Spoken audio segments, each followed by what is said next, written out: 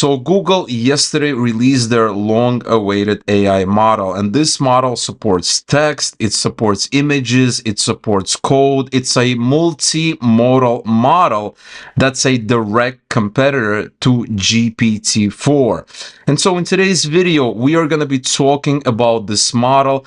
We are going to learn how it works. We're going to try some examples, see how it performs. And then a little bit later in the video, I'm going to be showing you a fully functioning proof of concept client that mimics this whole model's behavior. And this app works with text, it works with images, it has history, and you'll be able to view and or clone this app as well. Now, before we get started, as always, if you want to level up your no-code knowledge, you want to get more content, you want to get access to all kinds of apps, and you want to join an amazing community as well as support this channel, then you definitely need to check out our amazing Patreon community. And you can learn more about it using the link in the description below the video. So if you head over to cloud.google.com, you should see a page that looks something like this. And here's what they say: try Gemini, prompt our new AI model with text, images, video, or codes. And so this is Google's latest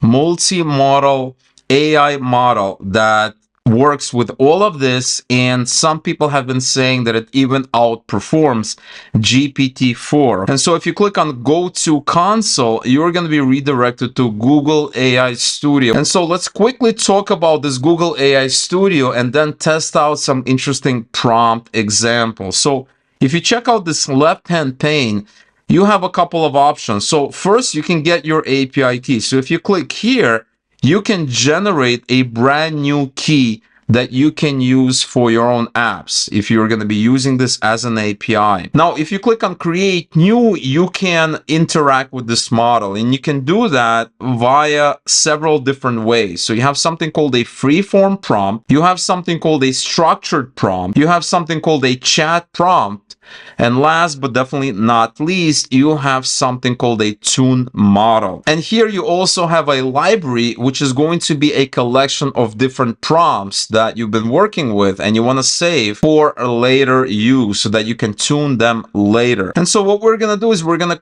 click on Create New, and let's start with a free form prompt. So if you click here, you can enter a prompt and see how the model performs. So for instance, you can enter something like, tell me the 5 reasons why the Roman Empire failed. Okay, this is your prompt, and you also have a couple of options here. So you can choose the model that you're working with, and Google gives us 2 models. So you have Gemini Pro and you have Gemini Pro Vision. Okay, so if you're just working with text, then you should be choosing this model. If you're working with images, then you're going to be selecting this model. And we're going to be covering this model in just a second as well. So right now, I'm just going to leave this right here.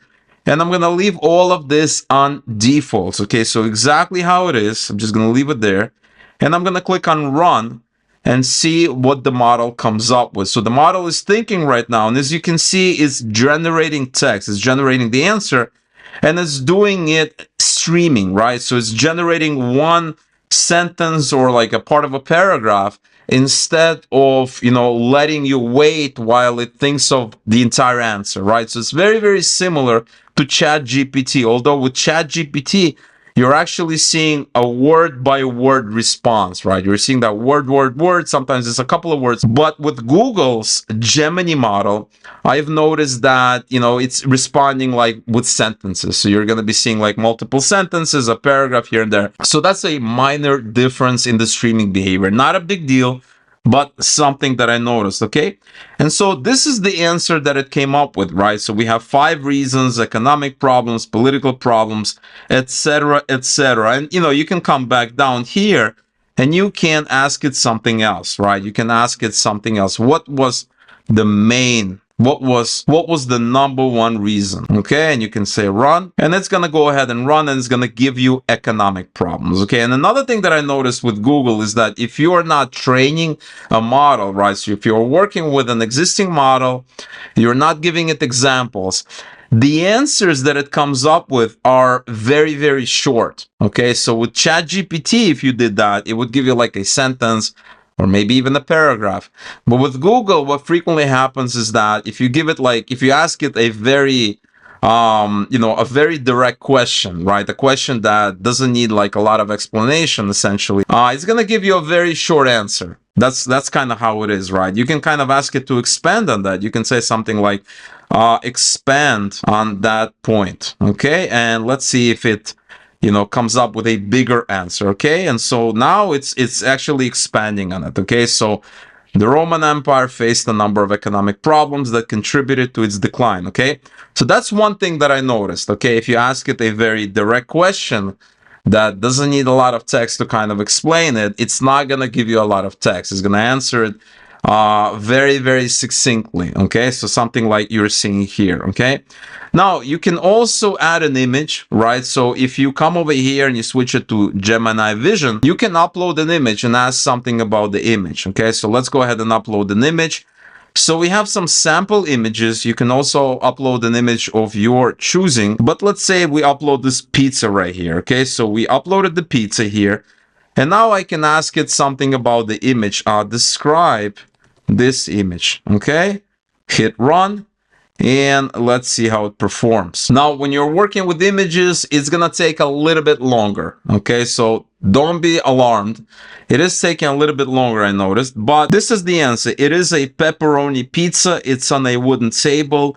There's a pizza cutter on the table. There are tomatoes, lettuce, and peppers on the table. So I noticed the pizza. I did not notice the pizza cutter. Okay, so it's going to be noticing things that you may not notice, but it's pretty accurate, right? No complaints here, okay?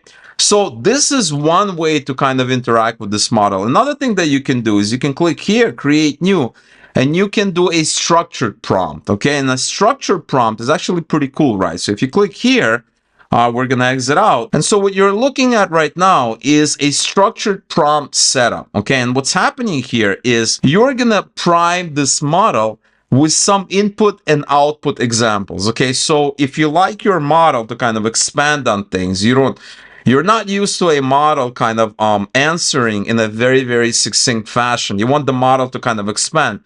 You can give your model examples and it's going to do just that. So as an example, let's say we do not give it any examples, okay? So we're just working with a stock model, okay?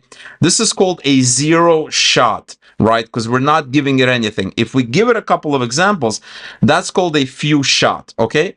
So let's say I ask it something like, what's the capital of France? Okay, so something like this, and we run this. Guess what it's gonna do? It's gonna come up with just one word. Okay, and this is exactly what I was talking about.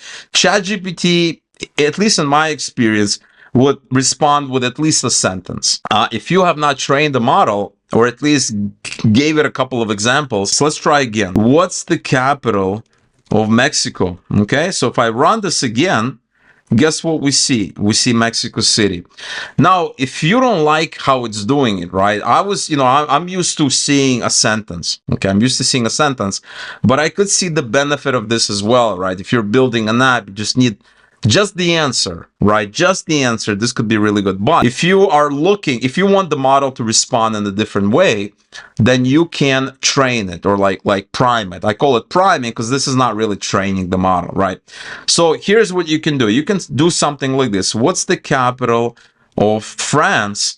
And here you can give it a sample answer. So you can do something like, the capital of France is Paris, okay? And you can do the same thing here. What's the capital of Portugal? Give it a couple of examples. Let's just copy and paste that. And Portugal is Lisbon. And let's go ahead and give it one last example. I like to work in threes, so let's do one more. So how about Argentina? And we can say the capital of Argentina is Buenos Aires, okay? So now we've given it 3 inputs and 3 outputs, okay? So now let's go ahead and try this again. Let's go ahead and give it one question. So what's the capital of Canada, okay?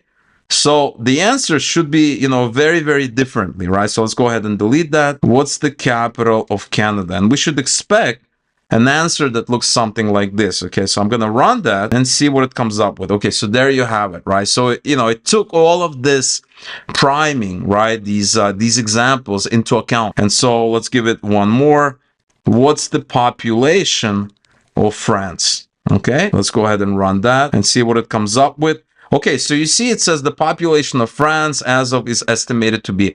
Now, if you did not prime it, if you didn't prime it, guess what it would answer? Guess what the answer would be? Well, the answer would be just this. I guarantee you, right? So if we delete all this, and I delete all of this here, and I delete all of this as well, and let's go ahead and rerun it and see what happens. Okay, there you see it. Okay, so I knew that's gonna happen because that's how the model is built. That's how the model was trained. It gives you very, very brief answers. And what was cool about it is that we gave it examples on a different thing, on the capitals, right?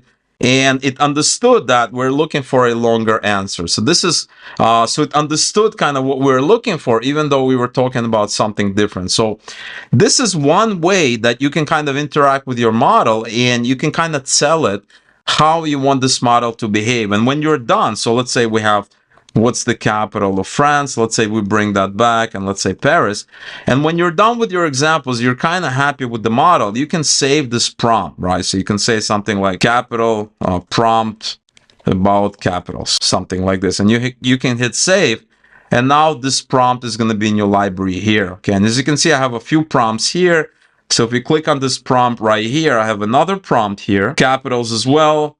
And then I have another prompt here, also capitals. Okay, so I was just kind of testing and playing around with it. Okay, now you can click on create new, and you can do a chat prompt. And a chat prompt is, it simulates a back and forth conversation with a model. So if you're using ChatGPT, you know exactly what a chat prompt is. So if we click here, you can write your prompt examples, and then you can chat with the model. So let's say I ask the model, what's the size of Portugal? Okay, so something like this, and it's probably going to respond just the answer. Okay, there you have it, just the answer. So I can give it a couple of prompt examples. I can do something like this. What's the size of Mexico? Okay, and I can say something like this. The size of Mexico is something like this, is square kilometers. And I can give it another example. What's the size of Chile? The size of Chile. Okay, so something like this. And let's go ahead and I fix this right here. Okay, something like this. And let's go ahead and test this model again. So I can ask it something like, what's the size of Portugal? And there you have it. The size of Portugal is square kilometers. So you saw how it changed the response, even though we did not give it exact numbers. We just kind of told it, okay, look, I know you're very, very succinct. You get very, very short, direct, direct to the point answers, but we need something longer. We need a little bit longer, right? And you can kind of prime it. And obviously you can give it more examples. You can give it as many as you want. You can do all kinds of interesting things. But what's cool about it is that it actually learns, it actually understands, and you can clear all of this, right? So you can clear all of that tested with this, or you can create a new test, right? So you can create a new test altogether without clearing the existing test, or you can delete it. And now we have this prompt here. So this is really, really cool. And right here, you can change some of the settings, like the temperature. You can add a stop sequence. You have your safety settings. You have all of these things, and you guys can learn more about like what all of these things mean. I know when you regulate temperature, the model is going to either be more creative or be more predictable. So you can kind of play with it. You can kind of change some of the settings. Now, the last thing that I want to show you is if you click on create new and you go to tune model, and once you're on the screen, what you can do is you can tune a model from an existing structured prompt, or create one by importing from Google Sheets or a CSV, right? Tuning only works with text. At this time, we recommend at least 100 to 500 examples. And so if we select this prompt right here, we only have one example here, and it needs 100 to 500 examples. Okay, so you can either, create your prompts here with the examples manually, or you can just import a file that you've probably created in Google Sheets or a CSV. Now, probably it'd be easier to do all of this in Google Sheets, That way you can just, import it directly here instead of kind of working with your examples. Now, these examples here are better for priming the model, right? So you're looking to make slight changes. You don't like how it answers, like what I was talking about, how I like the answer to be a little bit longer. At least that's what I was used to. And when I gave it few examples, it correctly started to respond with longer answers. But if you're looking to tune a model, right, you need to give it lots and lots of examples, okay? And so these examples here are just not going to be enough, right? This is going to be a different kind of task. And so once you upload your data here with your examples, the more the better, obviously. You can fill all of this out and choose a model that you want it to be based on, okay? And you also have some advanced settings, etc., etc., and you can just click here and you're going to be tuning it. Now, all of this is awesome, but what excites me the most is the ability to integrate an app that I'm going to be building, perhaps, or an app that I've already built with a model here. So something that I was doing with ChatGPT, and you can easily do that via an API. And so what's cool about it is, let's say you click here, you're working with this prompts, you have this model here. Well, regardless of where you click, you can simply click here on Get Code, and you will have a little code snippet in different languages for different platforms that essentially allows you to access this model, to work with these examples that you're using to prime your model. And so, for instance, if you're working with JavaScript, it gives you a little code snippet where you just need to enter your API key that you get here, and you have a little app that has already the examples that it's going to be sending to the model. And essentially, it's plug and play, right? You can simply copy all of this, and you have a little app that's going to be working for a specific platform. Okay, so this is really, really awesome, because let's say I'm working with this model right here. I've created my prompts. I have, all of these examples here. I've tested the model. I like how it's answering me. Okay, so now I want to build an app. I want to build an app for users, right? For end users, maybe for businesses, maybe for consumers. I want to build an app. So all I need to do is click on Get Code, and now I will have access to this exact model. And as you can see, it already has this chat history, right?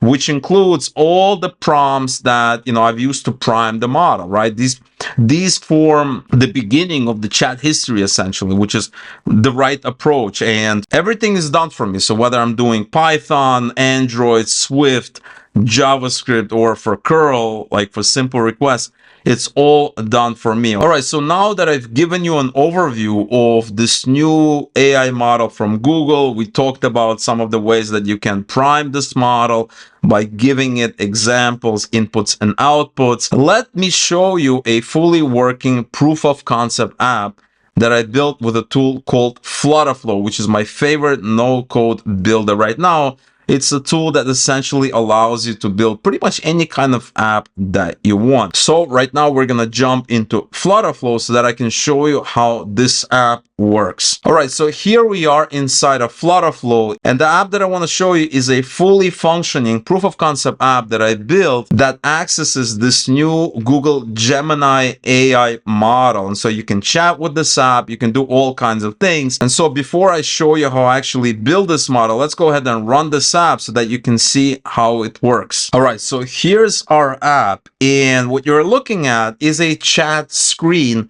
where you can interact with this model. So for instance, you can ask it a question. So let's say, what's the meaning of life? So a very, very general question. Hopefully the model can guide us in the right direction. So I'm going to click on send, and the model is thinking right now. And so as you can see, this model also supports streaming just like ChatGPT. And as a result, we have this beautiful streaming behavior. We can also ask it something else. What are the 5 major reasons for the collapse of the Roman Empire?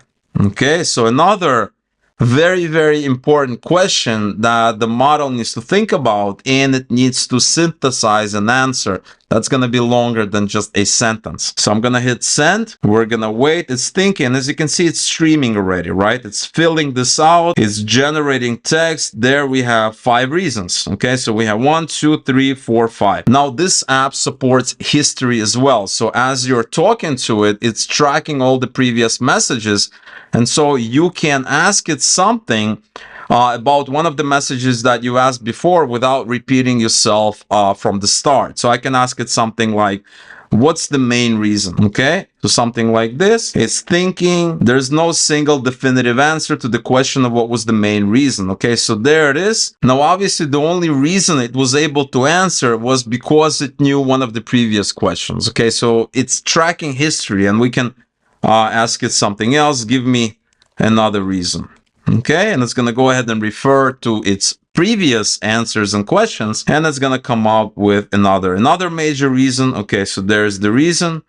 It's streaming, which gives the user that nice feeling that, you know, instant gratification, that they're getting the answer in real time, right? And in my view, that's a lot better than, you know, apps that make the user wait. Now, another thing this app supports is images. So remember, the Google Gemini AI model is multimodal. It supports many different ways that you can interact with it. One of them is text, another is images. So if you click here, we can actually upload an image. And so let's go ahead and pick this bear image here, select this bear. And now, as you can see, this icon change, and that means there's an image that's part of the context. So now you can ask it something about the image and it will hopefully reply. So we can say something like, describe the image in great detail. Okay, so let's go ahead and send it, and we see the image. It's thinking. Let's see what it comes up with, and this is going to take a little bit longer because it's obviously processing the image, and in this case it described it fairly succinctly, like it typically does. And the response is, the picture shows a large brown bear in the forest. Okay, so even though we asked it to describe it in great detail, it still came up with just one sentence. So this kind of has been my experience when it comes to this model in general, but also with images. Unless you kind of prime the prompt, you kind of give it some examples, etc., it tends to come up with shorter answers than, for instance, ChatGPT does. Okay, but maybe your experience will differ. And so obviously you can continue to interact with this model. You can upload new images. You can ask it other questions about things that you've asked it before. It works very, very similar to ChatGPT. So now that you've seen this proof of concept app, let's go ahead and jump back into Flutterflow so that I can show you how I built this app. All right, so here we are in Flutterflow, and the first thing that I want to show you is that I am not using any API calls, right? So if you click here, this is where you define your API calls. And typically, if you're dealing with AI models, you're dealing with, you know, third-party resources, some kind of apps or tools somewhere, typically you're going to be connecting to them via an API. But I'm not doing that here because I had to create my own custom module so that we can talk to this model and support streaming. Because if you would have used APIs to access this model, you would not have that streaming behavior. And so as a result, I needed to do it another way, which I'm going to show you in just a second. So if you click on this widget tree, you're going to see all the pages. And this app only has one page where the user is interacting with this model via that familiar chat screen. And so we have this home page here. And what I'm doing here is I am listing all the messages. And at the bottom, we have the input. Okay, so what kind of messages am I listing, right? So if you click here, we have here a way that you can define a data type, right? So if you remember, you have these primitive data types or these simple data types, such as string, integer, double, etc. But a data type allows you to combine all of these simple ones into a more complex structure, okay? So in this case, I have a message type that holds a specific message. So this is going to be a message that I may be sending as a user. This may be a message that I'm going to be getting back from the AI, from the model. Essentially, what you're looking at when you're looking at a chat screen, you're looking at a list of messages, right? Some are going to be from me, some are going to be to me, right? And each of these messages has these fields. So we have the type of message, the role, the actual message content, the image data, as well as the timestamp, so that we know when the message was sent. And I'm using this in order to sort the messages so that the newest messages appear at the bottom. Okay. Now that you've seen this data type, if we go into App Store, I have just one app state variable. An app state allows me to store and access data anywhere in my app while the app is running. So when the user starts the app, this app state is empty. And when the user closes the app, exits the app, this app state is destroyed. And this is very, very helpful to me when I need various pieces of data and I need to display it, I need to update it anywhere in my app. Very, very useful to me. And we just have one messages app state variable that's essentially a list of these messages. And there's no data here because when we start running the app, we have no messages, right? We start with no messages. And as the user is interacting with the model, we are going to be adding more and more messages, okay? So now that you've seen kind of the data that we're working with, this UI is going to make a lot more sense. So the first thing that I'm doing, I have just a basic UI screen. I have a list view here, and this is a list view that displays all the messages in the app state. So when the app loads, there are no messages. And in fact, I just thought of something, is that when the app loads, you can display basically a message that says there are no messages. Start chatting with the app now. And you can do that by configuring this show empty list widget. Okay, so this is something that you can do later on for the future, and this would be good behavior, right? So if you're part of our amazing Patreon community, you're going to be able to view and or clone this app. And this is one of the things that I would add, right? I would create an image, either upload an image or upload a component, create a component that displays a message if there are no messages, because when you load the app, it's just an empty screen, which is fine for testing, but probably not ideal for production. Okay, so we have a list of different messages, and here I have a stack, which means that I want to display different things conditionally. So anytime you use a stack, you can put a lot of stuff, and you are essentially putting one widget on top of the other, right? If you don't have a stack, you're going to be aligning those widgets next to each other, right? Either horizontally or vertically. But if you have a stack, they're going to be aligning one on top of the other, and you don't want that behavior, right? Well, maybe you do in some situations, but in this case, I definitely do not want. And so what I'm doing is I'm creating a stack, but I also have different rows, and these rows are going to be displayed conditionally. So we have this row other that's going to be displayed for messages from the AI, right? So other messages, not my messages, other messages. And we have row mine that will display my messages. And the reason I decided to do it this way is because I want these messages to be aligned, either left justified, left aligned, or right aligned, depending on, you know, whose message it is, right? So if it's my message, I want it to be right aligned. If it's the AI's message, the model's message, I want it to be left aligned. This is kind of what we're doing here, right? We have two rows, and they're never going to be displayed at the same time. They're only going to be displayed one or the other. And this row other, as you can see, it's left aligned, right? This main axis alignment is left, whereas row mine is right aligned. And if you scroll up, you can see that both of them have a conditional.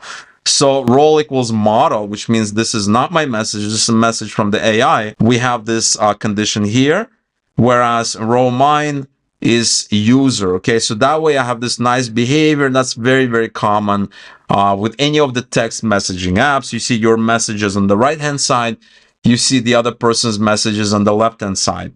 Now inside the row we have a card to make it a little bit nicer, with a nice kind of shading and this kind of this background color, this background kind of border, and all of these things make it really nice.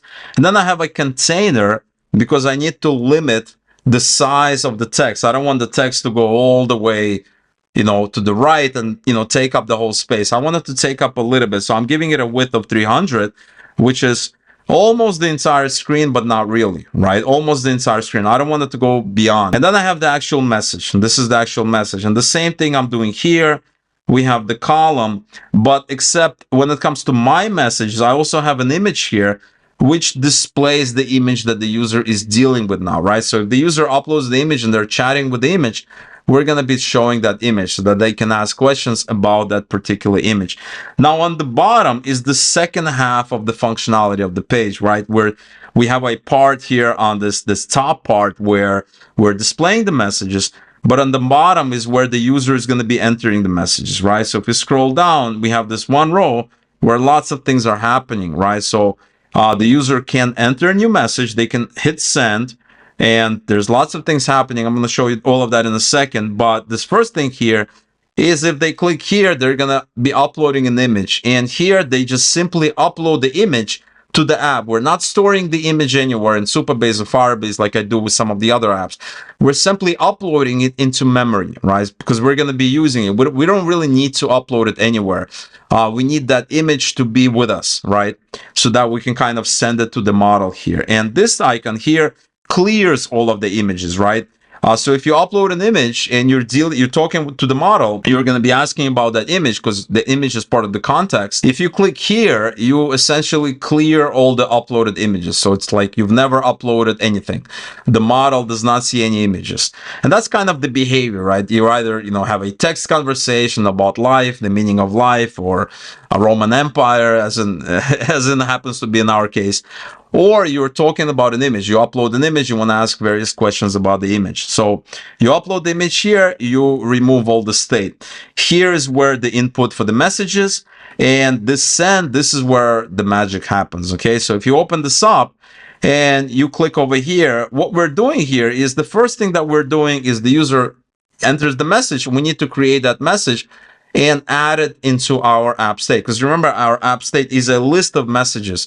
So this thing here, it saves a user message. Okay, so we have this messages app state, we add it to the list, but we're not adding just a string or a number. We actually create a message type and we fill it in, right? So we fill it in with all of these things, and that way we have a one message. We have the one message that's part of the app state, because when the app loads, there's no message. Now, this second action is where all the magic happens, okay? This is a custom action that I built that supports streaming, supports text, supports images. And what's nice about it is that if you are going to be cloning this app, you don't have to worry about all the custom code, right? Because all you need to do is fill in all of these things. So you need to specify your API key. You just need to connect it to the rest of your app, right? So it needs a message, which is going to be your input message. It needs to know the type, the image data. All of this should be left alone. The only thing you really need to do when you're going to be cloning your app, and I know some people are going to be asking me, hey, my app is not working, etc., etc.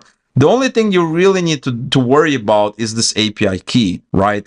This API key is my API key, and there are no guarantees it's going to work for you.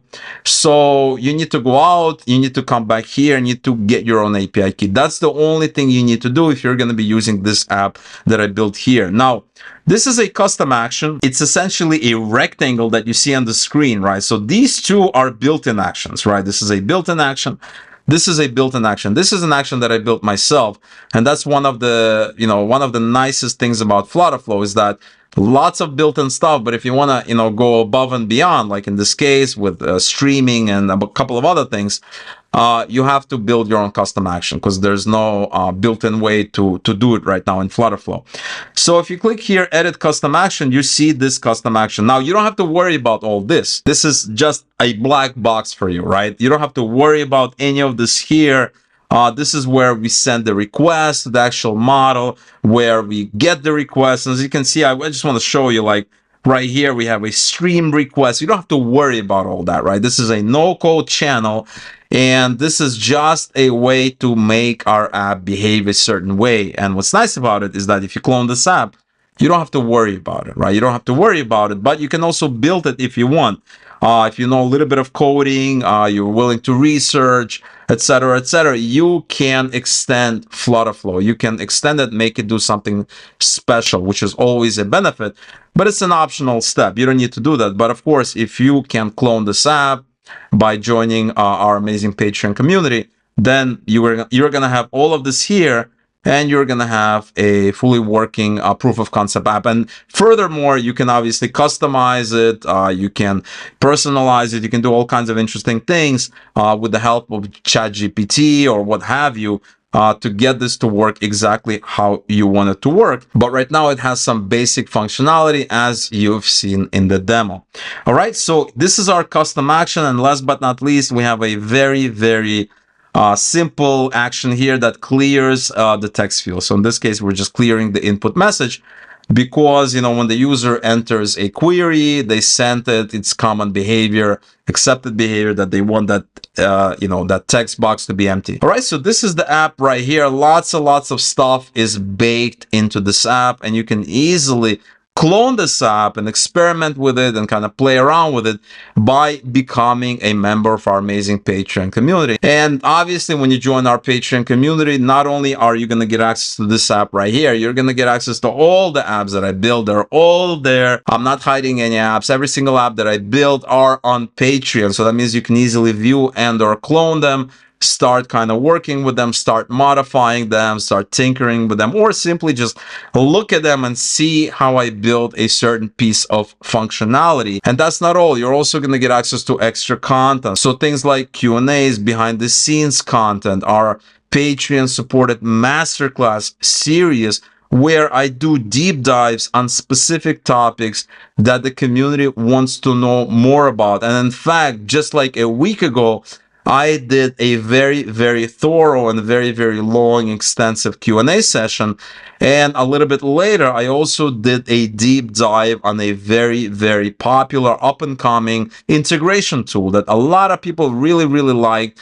And if you've been watching my channel, you probably know exactly which tool I am talking about. And also, when you join our amazing Patreon community, you're going to be supporting this channel and supporting my work. And that's highly appreciated. And so if you've gotten any value from my channel, maybe you've learned something, or something clicked, or you didn't know about this particular tool, or you didn't know how to connect it to another tool, then you're going to get a ton more value by joining our amazing Patreon community.